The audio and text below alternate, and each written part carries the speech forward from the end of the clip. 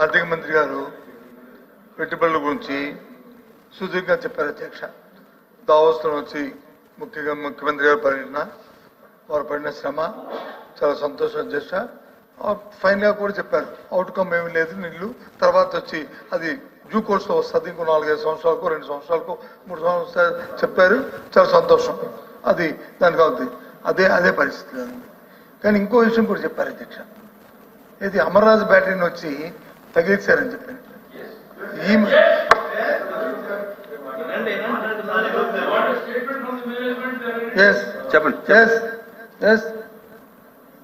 అని చెప్తాను అని చెప్పారు అధ్యక్ష. ఈ మధ్య కాలంలో, ఈ 10 నెలల కాలంలో జేఎస్డబ్ల్యూ అనే సంస్థ జిందాల్ జేఎస్డబ్ల్యూ అనే సంస్థ ఆవిడ తగిలిస్తే వాళ్ళు వెళ్ళి మహారాష్ట్రలో 3 లక్షల కోట్ల రూపాయలతో వచ్చి వాళ్ళు ఎమ్మెల్యేలు చేసుకున్న అధ్యక్ష. ఈ 10 నెలల కాలంలో 3 లక్షల కోట్లతో. ఆ విషయం కూడా తెలుసు కదా, ప్రపంచానికి తెలుసు. కాబట్టి వాస్తవాల కంటే ఎవరు వెళ్ళిపోయారా, ఎవరు వచ్చారా, ఎవరైనా ఒక ఇండస్ట్రీ సార్, ఒక ఇండస్ట్రీ ఒక పరిశ్రమ పెట్టాలంటే ఎన్విరాన్మెంట్లు, వాళ్ళకి వచ్చిన అవుట్పుట్లు, అక్కడ ఉన్న పరిస్థితులు, కనెక్టివిటీ, అక్కడ ఉన్న పరిస్థితులు చూసుకొని పెడతారు అధ్యక్ష. ఈ ప్రభుత్వం చేయమని అధ్యక్ష, చేసి చేయమని. గత సంవత్సరంలో, గత 5 సంవత్సరాల్లో యావరేజ్ 15,000 ఉద్యోగాలు వచ్చి మా ప్రభుత్వం వచ్చింది. లెక్కల దగ్గర ఉన్నాయి. అడగండి అధికారుల్ని, లేకపోతే జాయింట్ మీటింగ్ పెట్టండి, మమ్మల్ని కూడా పిలవండి. మీ అబద్ధం చెప్తున్నామా నిజం చెప్తున్నామా మేము కూడా మా అధికారులు అడుగుతాం. ఆ రోజు మాకు అధికారులు అబద్ధం చెప్పారా నిజం చెప్పారని.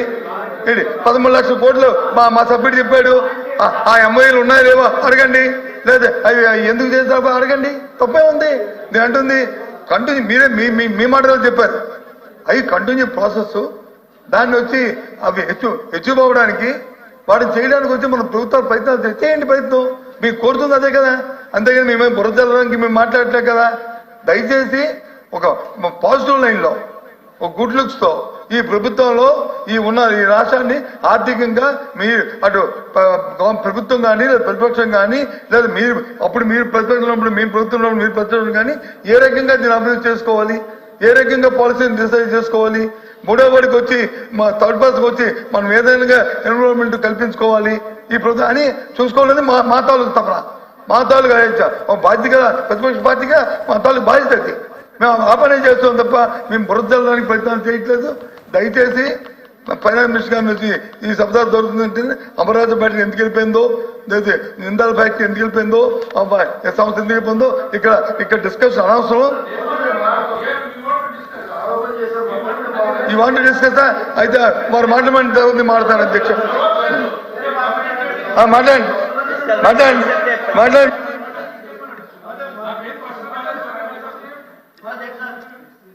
ఏం ప్రశ్న రాలేదు సార్ బొత్స సత్యనారాయణ గారి దగ్గర నుంచి. అయితే ఓకే, బొత్స సత్యనారాయణ గారు ఒక ఆరోపణ చేసేసి మీ ప్రశ్న ఏందో అడగండి.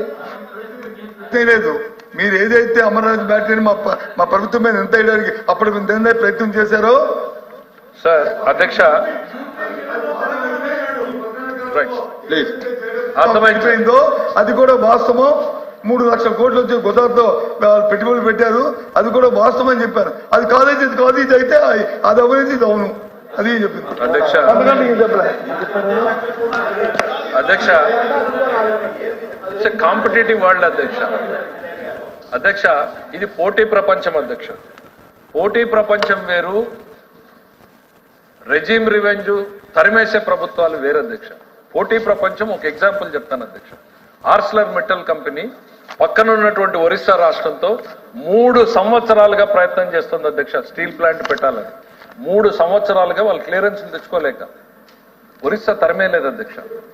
We have given them attractive package. Lokesh గారు మాట్లాడి ఒక లీడ్ అందింది అధ్యక్ష.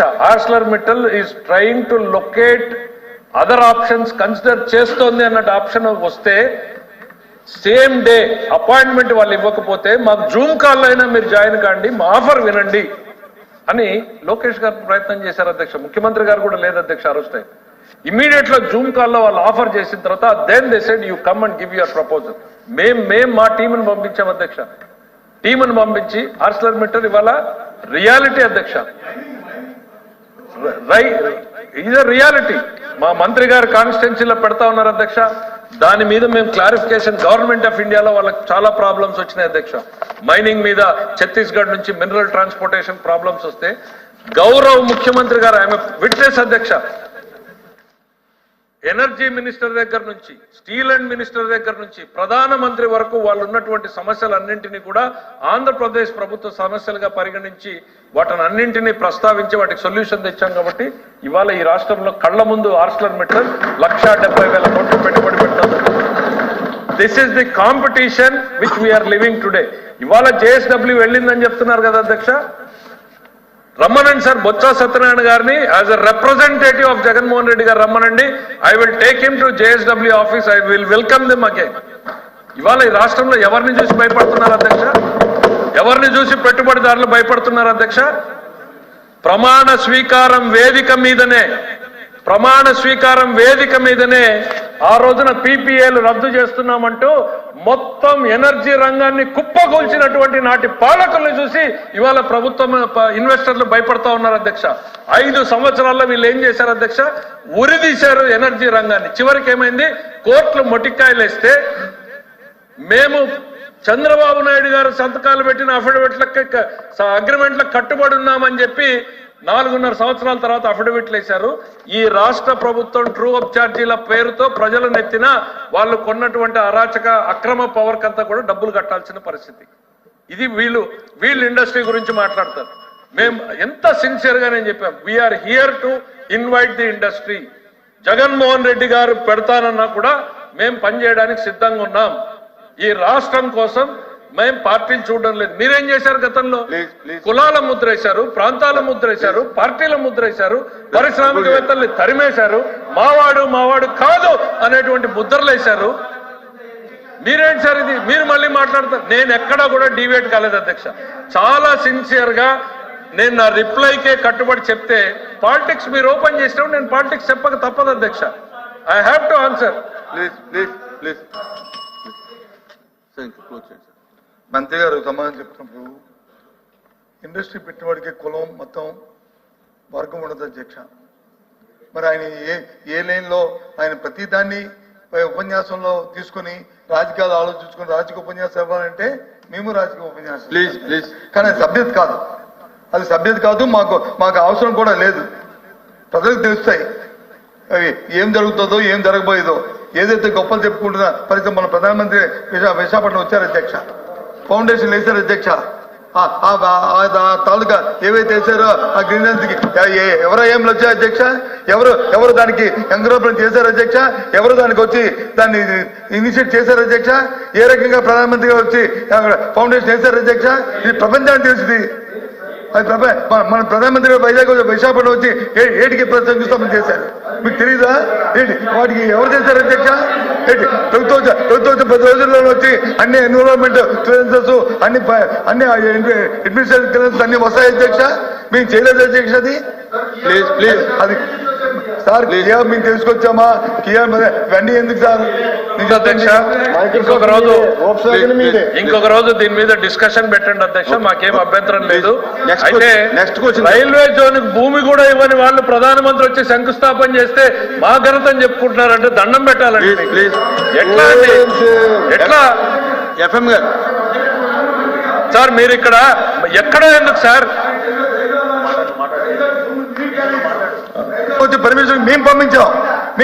పదండి అధ్యక్ష. సార్ 5 సంవత్సరాలు ఎందుకు వెళ్ళలేదు ఫౌండేషన్? చైర్మన్ గారు ప్లీజ్ 5 సంవత్సరాలు ఫౌండేషన్ ఎందుకు? చైర్మన్ గారు సార్ ప్లీజ్